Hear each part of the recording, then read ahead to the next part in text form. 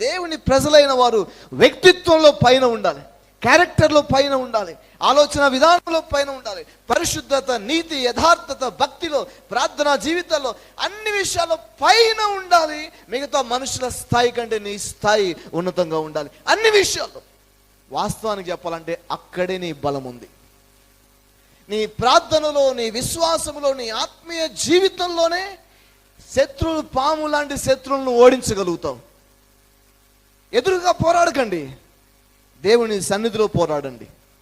ఈ లోకంలోని మనుషులు, పరిస్థితులు కొన్ని ఎలా ఉంటాయంటే తాస్పాము లాగా లేచి మనల్ని కాటేద్దామా అని ప్రయత్నం చేస్తుంటాయి.